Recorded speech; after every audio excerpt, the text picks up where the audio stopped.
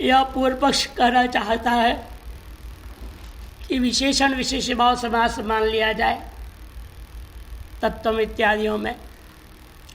जैसे नीलोत्पलम होता है, नीलम च तत् उत्पलम चेति नीलोत्पलम, कर्मधारय समास बनाते हैं और विशिष्ट पदार्थ बोधक हो जाता है।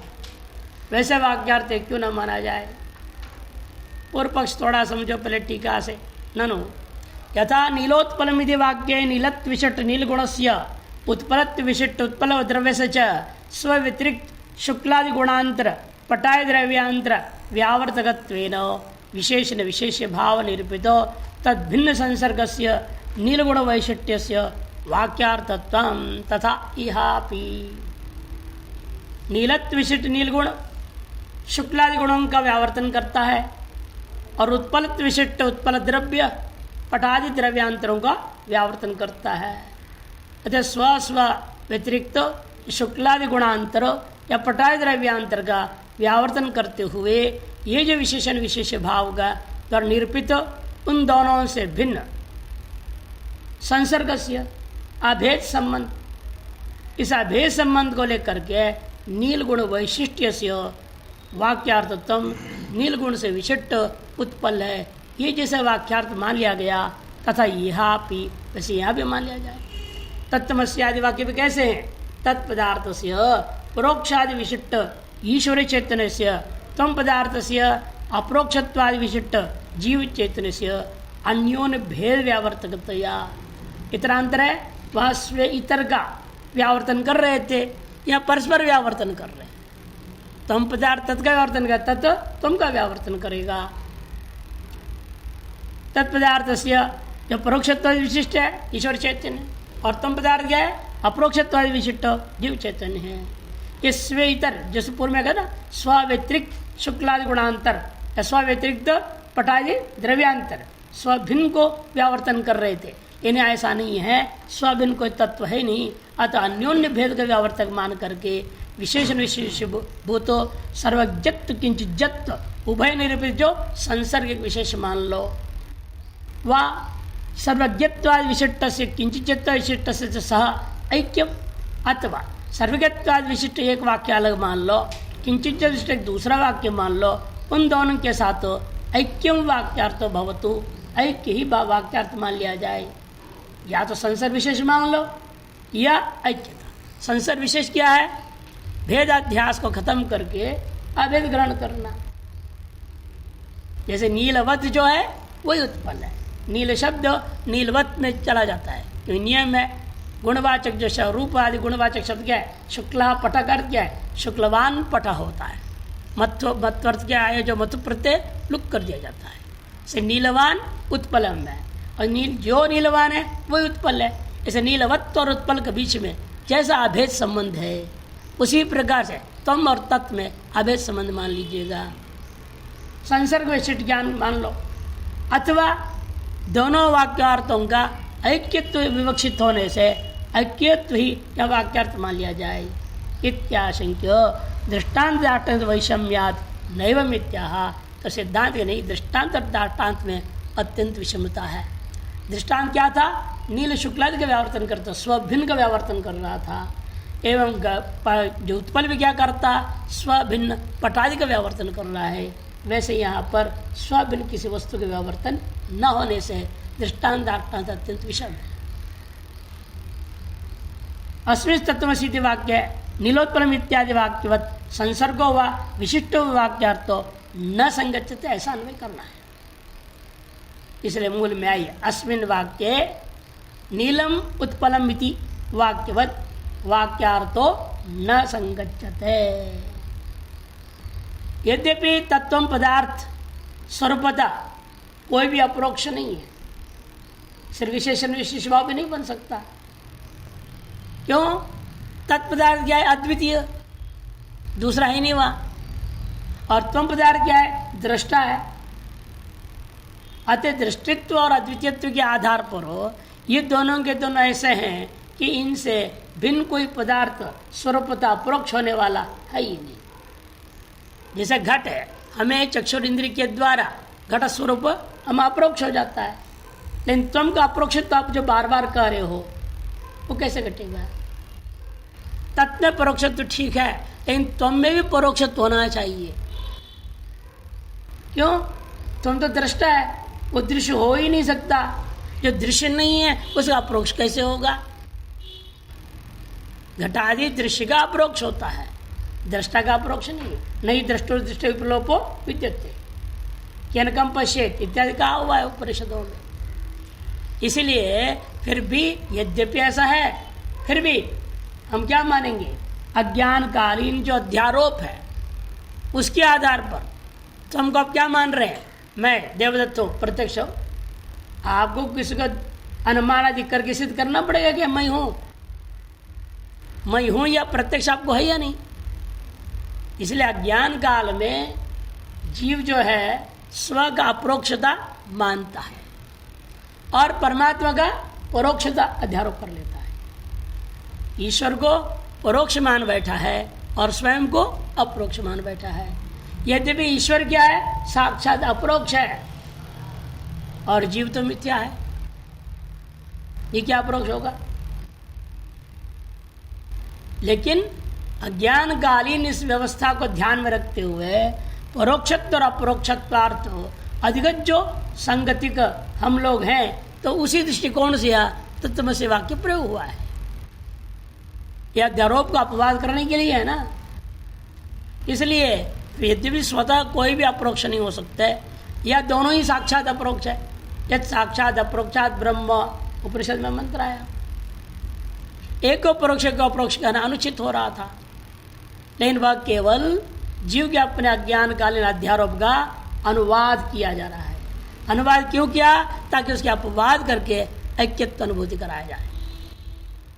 इसीलिए यह विशिष्टार्थ बोधक नहीं हो सकता, यह संसर्ग अवबोधक भी नहीं हो सकता है।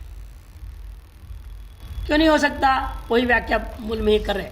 तत्र तु नील पदार्थ नील गुणस्य उत्पल पदार्थ उत्पल द्रव्य से शौक्ल्यादि भेद व्यावर्तकतया अन्योन्य विशेष विशेष भाव संसर्गस्य अन्यतर विशिष्टस्य अन्यतर तदैक्यस्य वा वाक्यार्थत्व अंगीकारे प्रमाणांतर विरोधाभावात् तद वाक्यार्थ संगच्छते। दृष्टांत में संसर्ग या विशिष्टार्थ रूपी वाक्यार्थ मानना उचित होता है। क्यों? वह नील क्या कर रहा है? शौक्ल आदि का व्यावर्तन करता है और उत्पल जो है पटादि का भेद व्यावर्तकतया अन्योन्य विशेषण विशेष भाव बन जाते हैं। अतएव संसर्गस्य और अन्यतर विशिष्टस्य अन्यतर ऐक्यस्य वा संसर्ग को लेकर के अन्यतर से विशिष्ट ज्ञान कर लेना या अन्यतर के आधार पर ऐक्य का ज्ञान कर लेना, वहाँ वाक्यार्थ तत्व स्वीकार किया जा सकता है और प्रमाणांतर के साथ वह कोई विरोध भी नहीं है। तार्श वाक्यार्थ मानने में सभी दार्शनिक लोग स्वीकार करेंगे, लेकिन अत्र तो यहाँ कैसे होगा? क्योंकि तदर्थ परोक्षत्वादि विशिष्ट चैतन्य से तमर्थ अपरोक्षत्वादि विशिष्ट चैतन्य से अन्योन्य भेद का व्यावर्तक होता है, स्वभिन्न के व्यावर्तक नहीं होते। वहाँ नील और उत्पल परस्पर एक दूसरे के व्यावर्तक नहीं बन रहा है। नील श्वेत आदि का व्यावर्तक बन रहा है और उत्पल पटादि का व्यावर्तक बनता है। यहाँ ऐसे त्वम किसी स्वभिन्न का व्यावर्तक नहीं है, ना तत्व स्वभिन्न का व्यावर्तक नहीं हो सकता। क्योंकि तत्स्वभिन्न इसलिए नहीं हो सकता व्यावर्तक क्योंकि अद्वितीय है, और त्वम भी इसलिए नहीं हो सकता है किसी का व्यावर्तक क्योंकि साक्षात दृष्टा है। कभी दृश्य कोटि में आए, एक दृश्य दूसरे दृश्य का व्यावर्तक हो जाता है। दृष्टा तो एक है, उसे उनको दूसरा दृष्टा है ही नहीं जिससे दूसरे दृष्टा का व्यावर्तन करेगा वो। अतः अद्वितीयत्वाद और दृष्टित्वाद इन हेतुओं के आधार पर स्वभिन्न का व्यावर्तन हो कर नहीं सकते, केवल अन्योन्य परस्पर व्यावर्तक माना जाएगा। यदि अन्योन्य व्यावर्तक मात्र जहाँ पर है अन्योन्य भेद व्यावर्तकतया विशेषण भाव संसर्ग से अन्य विशिष्ट से अनतृष्ट वाक्यार्थत्व अंगीकारे, फिर भी यह विशेषण विशेष भाव को मानते हुए संसर्ग सामनाधिकरण संबंध मान लेंगे और अन्यतर विशिष्ट को लेकर के अन्यतर का ऐक्यत्व की ओर घटाने के प्रयास करोगे, ऐसे वाक्यार्थ स्वीकार करेंगे तो प्रत्यक्ष आदि प्रमाण के साथ विरोध हो जाएगा। वाक्यार्थ तो न संगच्छते हैं। वहां प्रत्यक्ष प्रमाण के साथ विरोध नहीं है, लेकिन यहाँ विरोध है। अतएव या एतादृश वाक्यार्थ नहीं कर सकते। अभेद संबंध को लेकर के वाक्यार्थ बनावे, सांसर्गिक वाक्यार्थ ज्ञान या विशिष्ट अन्यतर किसी एक का लेकर के वैशिष्ट ज्ञान उत्पन्न करें, यह भी नहीं हो सकता है। इस बात को तदुक्तम कहाँ कहा गया है? पंचदशी का 775 में कह रहे हैं, 2 नंबर टिप्पण है ना, पंचदशी 775। क्योंकि गुणगुणी भाव आदि असंभव है। तत्व और तम के बीच में जैसे आप दोगे शुक्ला पटा यशा जो दिया नीलोत्पन्न इत्यादि क्या है? वह गुणगुणी भाव है, क्रिया क्रियावान है, जाति व्यक्ति है, वहां पर संसर्ग निमित्त को वैशिष्ट ज्ञान हो सकता है। लेकिन यह गुणगुणी भाववादी है नहीं तत्व और तम के बीच में। तत्व द्रव्य है क्या और तम क्या कोई गुण है? गुणगुणी भाव क्रिया क्रियावान भाव इत्यादि तत्व में हो नहीं सकता। अतः विशेषण विशेष भाव को लेकर के सांसर्गिक बोध या वैशिष्ट बोध संभव नहीं है। इस बात को स्पष्ट पंचदशीकार ने कहा, संसर्गो वा विशिष्टो वा वाक्यार्थो नात्र सम्मतः अखंडैकर सत्वेन वाक्यार्थो विदुषा मतः। तत्वम असि इत्यादि वाक्यों में एक ईश्वर से अनुमान दे दिया उन्होंने। तत्वमसि आदि वाक्यम न विशिष्टार्थावबोधकम न संसर्गार्थावबोधकम किंतु अखंडैकरसत्वम ने अखंडार्थनिष्ठम अखंडार्थावबोधकम। तत्वमसि आदि वाक्य कैसे हैं? अखंडार्थावबोधक है, क्योंकि कार्य कारण भाव गुण गुणी भाव क्रियाकृत भाव आदि से रहित होने के नाते अकार्य कारण द्रव्य मात्र निष्ठत्व सती मैंने कार्य कारण भाव आदि रहित तो वस्तु मात्र निष्ठ होते हुए समानाधिकरण वाक्यत्वात् समानाधिकरण वाक्य होने से, क्योंकि आपने पहले कहा समानाधिकरण संबंध, इसमें से शंका हो गया। यदि केवल समानाधिकरण मानोगे फिर तो नीलोत्पलम भी समानाधिकरण है। जितने कर्मधारय समास गया है समानाधिकरण में होता है, बहुव्रीहि समास गया है समानाधिकरण होता है। पीतो पीतानि अम्बरानि अस्य प्रथमांति होते समानाधिकरण होता है। उन सब जगह क्या हो रहा है? सांसर्गिक या विशिष्टार्थ बोध होता है। इसे व्याकरण लोग खड़े हो कह सकते हैं, यहाँ भी उसी प्रकार सांसर्गिक विशिष्टार्थ बोध कराओ।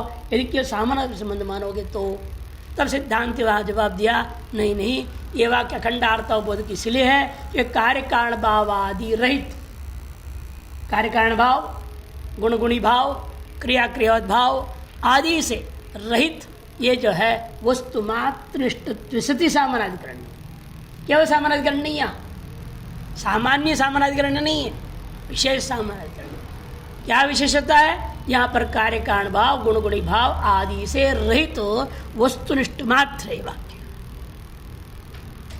इसलिए अकार्य कारण भाव आदि वस्तुनिष्ठ सति सामानाधिकरणत्वात् हेतु यथा दृष्टांत याद हो गए स्वयं देवदत्तः इत्यादि वाक्यवत से नीलोत्पल वाक्य के समान नहीं ले सकते, किंतु यहाँ स्वयं देवदत्त इत्यादि वाक्य के समान लेना पड़ेगा, जो देवदत्त रूपी वस्तु मात्रनिष्ठ है, सर्वविशेषण रहित सर्वोपाधि रहित वस्तु मात्र निष्ठ अखंड एकार्थ बोधक वाक्य माने गए। जैसे स्वयं देवदत्त वैसे तत्वमसि वाक्य भी है कि वहाँ स और अयम स्वयं में जो भी उपाधि ग्रहण कर रहे हैं उनका परस्पर कोई कार्य कारण भाव नहीं है। स के द्वारा बोध्य कारण हो या अयम के द्वारा बोध्य कार्य हो ऐसा नहीं है। स के द्वारा बोध्य द्रव्य हो अयम के द्वारा बोध्य गुण हो ये भी नहीं है। इस प्रकार से सभी चीजें समझो, कार्य कारण भाव जहाँ होगा वहाँ संसर्ग विशेष को लेकर के या विशिष्टार्थबोध हो जाएगा। या गुणगुणी भाव है, क्रिया क्रियावत भाव है, जाति व्यक्ति भाव है, अवयव अवयवी भाव है इत्यादियों में ही संसर्ग विषय संबंध विषय को या तो प्रवृत्ति होगी, ज्ञान होगा वाक्यार्थ अथवा विशिष्टार्थ बोध होता है। उस प्रकार के संबंध न होने के कारण से इसको हम कहते हैं ये जो सामानाधिकरण है अखंडार्थ बोधक है। इसलिए अखंडीकर सत्वेन वाक्यार्थो विदुषाम मतः।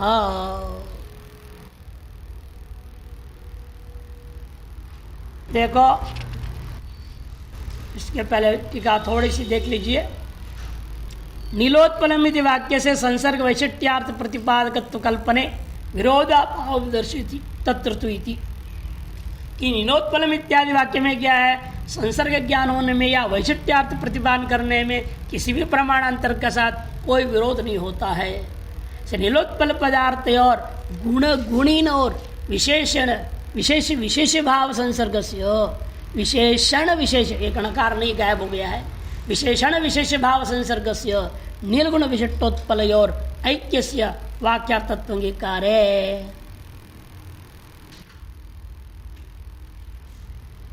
इसलिए वहां वाक्यार्थ स्वीकार कर लिया कि गुण गुणी भाव रूपी विशेषण विशेष भाव आदि संबंध बन सकता है, या नील गुण विशिष्ट उत्पल रूपी द्रव्य का बोध तब द्रव्य बोध हो सकता है, क्या अर्थ को लेकर के वाक्यार्थ अंगीकार किया जा सकता है। वहां प्रत्यक्ष प्रमाणांतर विरुद्ध भावात तत्र तथा संगच्छते। लेकिन तत्वमसीति वाक्य तो तत्व पदार्थ हो सर्वज्ञत्व चिंतत्व आदि विशिष्ट हो सर्वज्ञत्वादि विशिष्ट ईश्वर चैतन्य से किंचिज्ञत्वादि विशिष्ट जीव चैतन्य से वा तद उभय विशिष्ट चैतन्य से वा वाक्यार्थत्व के कार्य। उन प्रत्येक से विशिष्ट मान लो विशेष विशेष भाव से, या उभय विशिष्ट एक चैतन्य बोध मान लेंगे, ये दोनों ही वाक्यार्थ स्वीकार करते हैं, तो वहाँ प्रत्यक्षादि प्रमाणांतर के साथ विरोध हो जाएगा। प्रत्यक्षादि प्रमाणांतर विरोध क्या है? प्रत्यक्ष प्रमाण स्पष्ट ही कहता है जीव और ईश्वर भिन्न है। प्रत्यक्ष प्रमाण से जीवेश्वर भेद सिद्ध है, अभेद कैसे कर लोगे? ऐक्यार्थ तक कैसे ज्ञान हो पाएगा इस वाक्य से? प्रमाणांतर क्या होगा? स्मृति दे दो, श्रुतियां भी दे दो, अनुमान भी दो। कि नहीं है, लोग क्या अनुमान करते ही हैं। और स्वयं योग सूत्रकार ने भी क्या है, ईश्वर को अलग कह दिया ना। जीव कैसा है? क्लेश कर्म विपाक आशय से परामृष्ट है, और ईश्वर उनसे अपरामृष्ट है। जीवेश्वर भेद सिद्ध है। अच्छा, प्रत्यक्ष प्रमाण के साथ विरोध हो जाएगा ऐसा अर्थ करेंगे तो आप। इसलिए प्रत्यक्ष आदि प्रमाणांतर साध अन्य दर्शन अन्य सूत्र व अनुमान आदि सबसे विरोध हो जाएगा। इसलिए आपके दृष्टांत से हमारे दृष्टांत का मामला अत्यंत विषम है। वैषम्यम दर्शयति अत्र इत्यादि ना। तब कहेगा पूर्व पक्षी कोई बात नहीं, छोड़िए, वाच्यार्थ को लेकर के अविशेषण विशेष भाव आदि मानकर विशिष्टार्थ बोध नहीं कर सकते हो तो कोई आपत्ति नहीं है, लेकिन लक्षणा तो कर लो। वो क्यों नहीं होगा? अखंडार्थ बोध मानने क्या जरूरत है? उसको अखंडार्थ बोध करता है में एलर्जी है थोड़ा, पूर्व पक्षी वो नहीं मानना चाहता है, और उसको विशिष्टार्थ में आदत पड़ चुका है। हर चीज़ के विशिष्टार्थ बोध करना, हर वाक्य का ये न कल्पना करके कर देता है, तो यहाँ भी कुछ करना चाह रहा है। इसलिए कहते हैं नो तत्वसी वाक्यम अखंडार्थम कथम बोधयति जहद लक्षण वा किम अजद लक्षण या अहोस्वित जहद लक्षण त्रिधा विकल्प हो। यदि तत्व से आदि वाक्य को अखंडार्थ बोधक मानते हो तो आप कैसे मान सकते हो? क्या आप जह लक्षणा के आधार पर कह रहे हो, या अजद लक्षणा के आधार पर कह रहे हो, या जद अजद उभयात्मक जो लक्षणा है उसके आधार पर कर रहे हो? इस प्रकार से पूर्व पक्ष का 3 विकल्प बन सकता है। उनमें से पहला 2 नहीं हो सकता, तीसरा हो जाएगा। यह कहने के लिए आरंभ करते हैं अत्र गंगायां घोष प्रतिवसती थी वाक्यवद जल लक्षणापि न संगच्छते। वाच्यार्थ को लेकर के लक्षणा हमें वाच्यार्थ को लेकर वाक्यार्थ बोध नहीं हो सका, तो लक्षणा से वाक्यार्थ बोध करो। उसमें से भी लेकिन सिद्धांति कहता है गंगायाम घोष इत्यादि के समान यहाँ जल लक्षणा के द्वारा बोध नहीं हो सकता। क्यों? गंगायाम घोष में और इसमें क्या अंतर है? वहाँ पर आधार आधे भाव है, घोष क्या है? आधे वस्तु है, गंगा क्या है? आधार है। क्या तत्व क्या आधार आधार भाव है? तत्व त्वम रहता है क्या? तत्व तो अभिन्न है।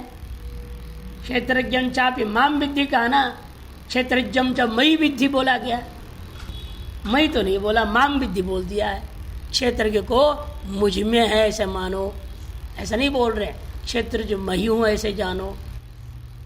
इसलिए आधार आधे भाव तो कहीं नहीं कहा गया तत्तम में। और वहां पर क्या है? गंगायाम घोषा में आधार आधे भाव है। अधिकतर जल लक्षणा करने में यही आपको मिलेगा। और अन्वय नहीं हो पाएगा, ये तात्पर्य अनुपत्ति होगी। ये दो दोष के कारण से आपको लक्षणा करनी पड़ती। जह लक्षणा स्वार्थ का पूर्णतः त्याग पूर्वक अन्यार्थ में जाना पड़ता है।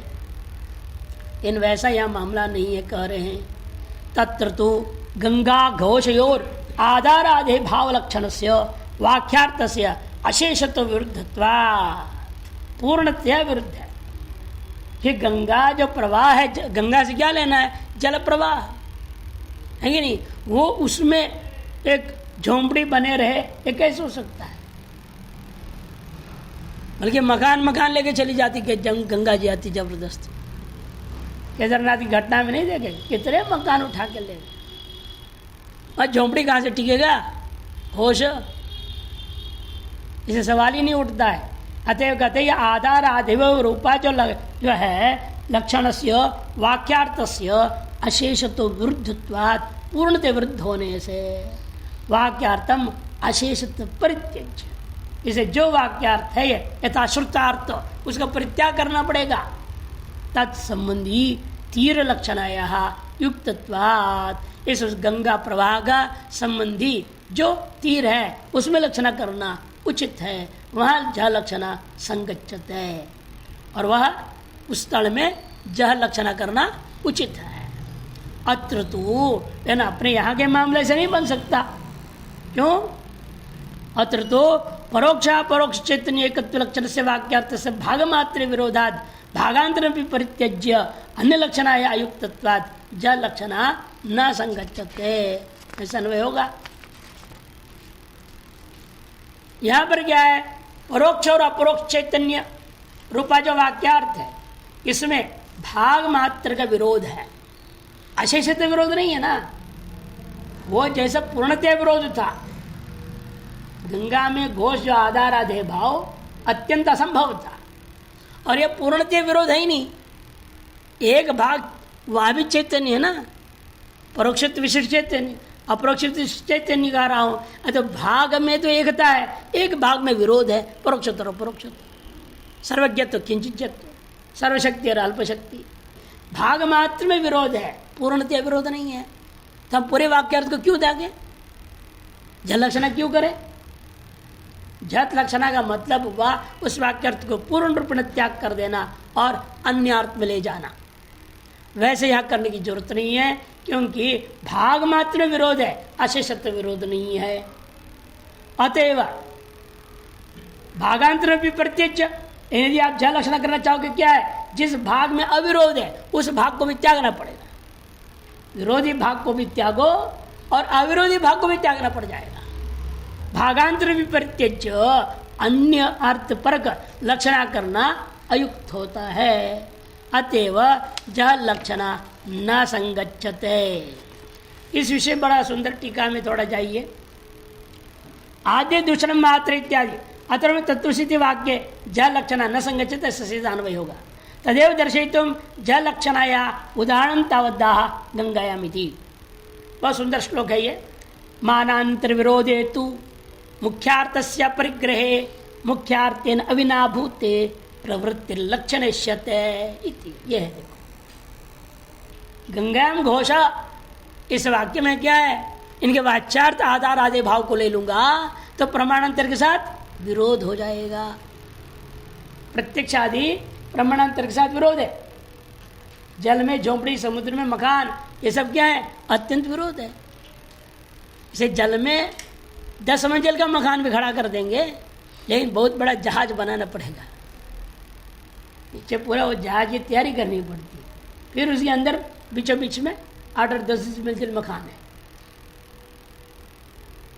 ऐसे जहाज है, अभी भी है, चलते हैं। तो लेकिन तब हुआ ना जब उसके विशेष आपने आधार बनाया तो उसके और मकान खड़ा हो। नहीं समुद्र में कैसे खड़ा कर दो? नींव लगाओ समुद्र में, टिकेगा क्या? हुआ नहीं टिकेगा। इसलिए कहते हैं मानांतर विरोधे तो, प्रमाणांतर के साथ विरोध हो जावे तो मुख्यार्थ से परिग्रह, मुख्यार्थ जो आधार आधे भाव आदि है उसका परिग्रह नहीं किया जा सकता, ग्रहण नहीं किया जा सकता। अतएव मुख्यार्थेन अविनाभूते प्रवृत्ति लक्षणा, इसे मुख्यार्थ से अविनाभूत माने अत्यंत संबद्ध, शक्य संबंधो लक्षणा, मुख्यार्थ के बिना जो नहीं हो सकता, ऐसा जो मुख्यार्थ क्या था यहाँ, गंगा का प्रवाह, उसके बिना जो नहीं हो सकता है वह कौन है, तीर। उस तीर में जो प्रवृत्ति कर दिया गंगा शब्द का, प्रवाहार्थ को परित्याग करके तीर में उसकी प्रवृत्ति जो कराई जाती है, इसका नाम जहल लक्षणा होता है। इति वचनात् गंगायाम घोष वसन असंभवात्, गंगायाम घोष इति वाक्य से मुख्यार्थ विरोधे सति मुख्यार्थ प्रत्यज्य लक्षणयावृत्त्या तत्संबंधी तीरे घोष अवस्थान प्रतिपादनात् तत्र जल लक्षण अंगीकारो युज्यते एव इत्याह तत्रतु इत्यादि ना। इन आधारादि भाव लक्षण सर्वथा परित्यज्य इत्यर्थ।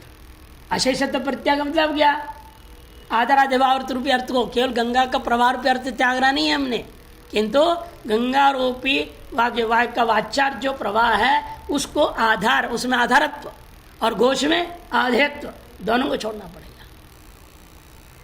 और तीर में आधारत्व लेकर के उस घोष पूर्व आधेय को सिद्ध मानना पड़ेगा। अतएव सर्वथा परित्याग हो गया। लेकिन वैसे यह नहीं होगा। तत्वमसि इत्यादि वाक्य प्राग प्रतिज्ञातम जल लक्षण असंभव आविष्करोति अत्र। तत्वमसि इत्यादि वाक्य में जो पूर्व में प्रतिज्ञा किया, पहला वाक्य में अत्र गंगायाम घोषितवत न संगच्छते, ये जो कहा गया था उसको व्याख्यान करते संभवाद आविष्करोति अत्र इत्यादि। तु शब्द परस्माद वैषम्यम दोतयति। तत्वसिद्धि वाक्य परोक्ष अपरोक्ष चैतन्य एकत्व लक्षण से वाक्यार्थ से विरोधाभावात। इस वाक्यार्थ में प्रमाणांतर के सबसे पहली बात कोई विरोध नहीं है। और परोक्ष अपरोक्षत्वांश मात्र विरोध है ना, परोक्ष तो अपरोक्ष प्रतिपादकत्वांश विरोधात चैतन्य एकत्व विरोधाभावाद गंगा घोषादि वाक्यवत सर्वात्मना मुख्यार्थ परित्याग असंभवात पूर्ण रूप संभव नहीं है। अतः जह लक्षणा न संभवती इत्यर्थ। क्योंकि कारण क्या है, तद हेतु भागांतर में भी विरुद्धांश का परित्याग करके लक्षणा करना तो ठीक है, लेकिन अविरुद्धांश को भी परित्याग करना पड़े यह तो उचित नहीं है। इसलिए जह लक्षणा वही होता है जब सर्वांश का परित्याग करना जाए, अशेषत्व परित्याग करना पड़े, वही जह लक्षणा होगा। अतएव यहाँ पर नहीं हो सकता। विरुद्ध परोक्षत्व परोक्षत्व और एकत्व संभवेन तत्परित्यागे अपि चैतन्य भाग से एकत्व विरोधाभावात् तत्यागो न युज्यते इत्यर्थः। यदि पूर्व पक्षी आशंका करे ननु गंगाघोष प्रतिवसिद्धि वाक्य गंगा पदम प्रवाह लक्षणम स्वार्थम परित्यज्य स्वसंबंधी तीर पदार्थम लक्ष्यति तथा तत्वसिद्धि वाक्य भी तत्पदम स्वार्थम परोक्षत्व विशिष्टम परित्यज्य जीव चैतन्यम लक्ष्यतु। दोनों में क्यों करना लक्षणा, भाग त्याग लक्षणा। दोनों के एक अंश को त्याग करके दोनों का भिन्न अंश ग्रहण करने क्या जरूरत है। केवल तत्पद की लक्षणा कर दो और उसका अर्थ क्या कर दो, तत्पद का अर्थ जीव, जिसके बिना नहीं रह सकता है ना। ईश्वर के बिना जीव बन सकता है क्या? जैसे गंगा प्रवाह के बिना तीर नहीं है, इसे तत् के बिना ये जीव नहीं है। इसे केवल तत्मात्र का लक्षण कर दो और तत्का अर्थ क्या हो जाए, लक्षणा से जीव, तम का भी अर्थ है जीव, दोनों भेद हो जाएगा। भागत त्याग लक्षणा करने की जरूरत नहीं है, एक का अर्थ का परित्याग करके काम चलाओ, ये पूर्व पक्षी कहता है। वाक्य के समान यहां भी क्या करना कहा उसने, तत्व से वाक्य में तत्पद का जो स्वार्थ है परोक्षत्वाद विशिष्ट उसको त्याग देना और जीव चैतन्य में लक्षणा कर दो। तब तम पदमपि स्वार्थं की तद विशिष्टम परित्यज्य ईश्वर चैतन्य व लक्ष्य तो अतः यूँ कर दो, तम पद को स्वार्थ जो था किंचित जत्वाद विशिष्ट उसको परित्याग कर दो और उसको ईश्वर चैतन्य में लक्षणा कर दो। या तो तत् को जीव में लक्षणा कर दो या तम को ईश्वर में लक्षणा कर दो, यानी एक में लक्षणा मानो, दोनों को भागत त्याग करने की जरूरत नहीं है। वह लक्ष्य तो तस्मात जल लक्षण नहीं भवतु, जल लक्षणा से ही काम चल जाएगा इत्यादि निराकरोति। उसी को आशंका को ठाक करके निराकरण करते अगला वाक्य मूल में आया नच वाच्यम नच गंगा पदम स्वार्थ परित्याग तीर पदार्थम यथा लक्ष्यति तथा तत्पदम तम पदम व स्वार्थ परित्याग तम पदम पदार्थम तत्पदार्थम व लक्ष्य हेतु अथ कुतो च लक्षणा न संगच्छति न च वाच्यम। वहाँ पर ही पूर्व पक्ष मानना है गंगायाम घोषा में घोष में लक्षणा करने की जरूरत नहीं है, केवल गंगा पद में हम लक्षणा करेंगे। गंगा पद का वाच्यार्थ प्रवाह को त्याग करके तीर अर्थ ले लूँगा, तीर हो जाएगा आधार और घोष तो आधे है ही है। ऐसा सर्वद प्रत्याग क्यों करना? ज लक्षणा में बिना पूरे वाक्यार्थ त्याग किए कि वाक्यगत एक पद का ही वाच्यार्थ को त्याग करके लक्षणा करने से वाक्यार्थ बोध हो सकता है। तद्वत यहाँ पर भी कह रहा है हम क्या करेंगे, केवल या तो तत्पदार्थ में लक्षणा करूंगा अथवा त्वम पदार्थ में लक्षणा कर दूंगा। और वहाँ तत्पदार्थ की या त्वम पदार्थ की अपना जो स्वार्थ था परोक्षत्व अपरोक्षत्व आदि विशिष्ट अपने स्वार्थ का परित्याग करके तत्पदार्थ का लक्षणा त्वम पदार्थ में या त्वम पद का लक्षणा तत्पदार्थ में कर दूंगा। लक्ष्य तो अतो कुतो च लक्षणा न स्यात्, ऐसे करके अन्य को वैसे के वैसे रखो और अभेदान्वय कर दूंगा। अभेदान्वय करके अखंडार्थ बोध हो जाएगा। अतः ज लक्षणा से अखंडार्थ बोध हो सकता है। इति न च वाच्यम। तो सिद्धांत कहते देखो तत् तीर पदाश्रवणेन तदर्थ प्रतीतो लक्षणया तत्प्रतीत अपेक्षामपि। वहाँ पर क्या है और यहाँ में अंतर क्या है? वहाँ गंगा पद से तीर पद का श्रवण नहीं होता, प्रवार्थी निकलेगा। गंगायाम घोषा में वह तीर अर्थ प्रतिभाषित नहीं हो रहा है, तो लक्षणा से मुझे तीर में ले जाना पड़ेगा। लेकिन यह एक चैतन्य जो हम अवशेष कर रहे हैं वह चैतन्य तो श्रुतार्थ है ना, वाच्यार्थ के अंदर है, वाच्यार्थ के बाहर है क्या? गंगा शब्द का वाच्यार्थ केवल प्रवाह है, तीर नहीं। अच्छा गंगा शब्द सुनने से हमें प्रवाहार्थ निकलेगा, तीर तो नहीं निकला। अच्छा गंगायाम घोषा में तीर रूपी पदार्थ अश्रुत है, इसे उसमें हमें लक्षणा करना। लेकिन तत्वमसी में किसमें लक्षणा करने ले जा रहे हो आप? चैतन्य में। अब चैतन्य में भी लक्षणा करना है, चैतन्य के अश्रुत पदार्थ है क्या? तत् के अंतर में भी तत् के वाच्यार्थ में भी चैतन्य है, तो हम के भी वाच्यार्थ में चैतन्य है, अश्रुत तो है ही नहीं। फिर जल लक्षणा की क्या जरूरत है? श्रुतार्थ में एक अंश को परित्याग कर दो, अपना अंश को ग्रहण कर लो, काम खत्म। लक्षणा करने की जरूरत नहीं। इसका नाम भले आप भागत त्याग लक्षणा कह दो, जद अजद लक्षणा कह दो, तुम्हारी मर्जी। इन वास्तव में यह लक्षणा है ही नहीं, अंश परित्याग मात्र किया जा रहा है और अपना अंश अवशेष किया जाता है।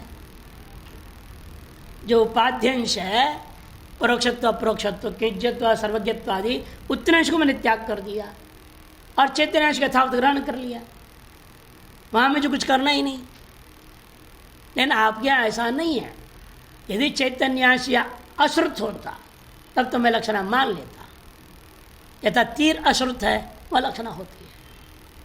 इसलिए कहते तत्र तीर पद अश्रवणेन तदर्थ अप्रतीतो, गंगा शब्द श्रवणोत्तर काल में तीरार्थ या प्रतीति होने पर लक्षण या तत्प्रतीति अपेक्षायाम, लक्षणा के द्वारा तीर रूपी पदार्थ का प्रतीति की अपेक्षा है। अपेक्षा मपी इन वैसे यहाँ नहीं है।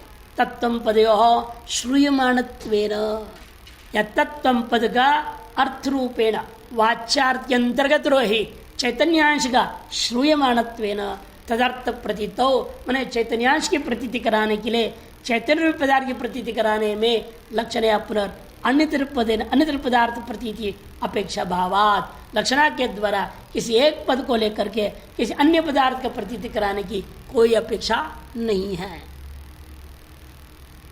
अतएव यहाँ लक्षणा की अपेक्षा नहीं है कि तत् और तम पदार्थ अतिरिक्त तत्सम्बन्धिनो अर्थ से वह प्रसिद्ध है। हेतु क्या है इसमें? क्योंकि वहाँ गंगा और घोष इन दोनों पदों से अतिरिक्त तीर पदार्थ प्रसिद्ध है जिसमें आप लक्षणा कर रहे हैं।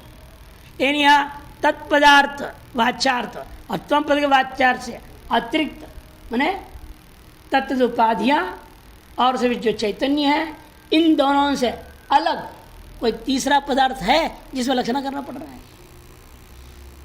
जैसे वह गंगा और घोष दोनों से हट के तीर नाम पदार्थ दुनिया में प्रसिद्ध है, जिसमें आप लक्षणा करके ले जा रहे हो। लेकिन यहाँ तत्व और तम से भिन्न कोई अलग है क्या चैतन्य, जिसमें आपको लक्षणा करना पड़ेगा? कि वह जो चैतन्य जिसमें लक्षणा करने की बात कह रहे हो, वो तो तत्व और तम का वाचार के अंतर्गत ही है। भिन्नत्व न तीर के समान प्रसिद्धार्थ कुछ भी नहीं है। इसे यह हेतु बनता है तत्व पदार्थातिरिक्त तत्संबंधिनो अर्थस्य।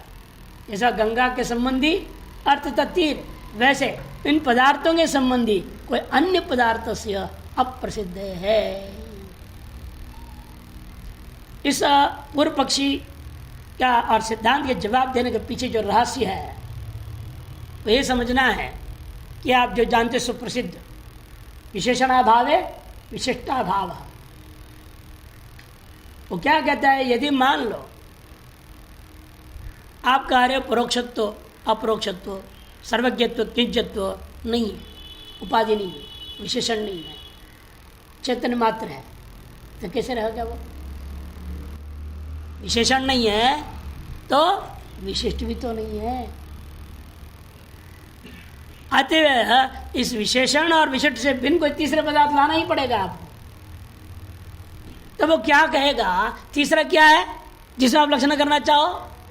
वो कहेगा विशुद्ध है, शुद्ध चेतन।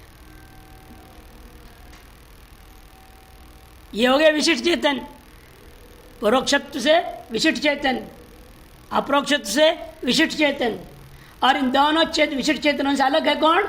शुद्ध चेतन। इसलिए इन दोनों का अर्थ को परित्याग करके शुद्ध चेतन में लक्षणा कर दो, वो प्रसिद्ध है और इन दोनों से भिन्न पदार्थ हो जाएगा। तब सिद्धांत कहता ऐसा नहीं है, कि तुम्हारे एक और नियम है नैयायिक, याद रखो उस बात को भी, विशिष्टम शुद्धात् नातिरिच्यते। जो विशिष्ट होता है वह शुद्ध से अतिरिक्त नहीं हो सकता है। अतः जो विशिष्ट चैतन्य तुम कह रहे हो वो शुद्ध से अलग है ही नहीं। अतएव कोई तीसरा शुद्ध चैतन्य नाम का प्रसिद्ध पदार्थ उपलब्ध नहीं होगा जिससे हमें लक्षणा करना पड़े। इसे यहाँ पूर्व पक्ष विशेषणाभावे विशिष्टाभाव के आधार पर उठाया गया है और सिद्धांत विशिष्टम शुद्ध नातिरिच्य के आधार पर जवाब दे रहा है। ये यहाँ का रहस्य है।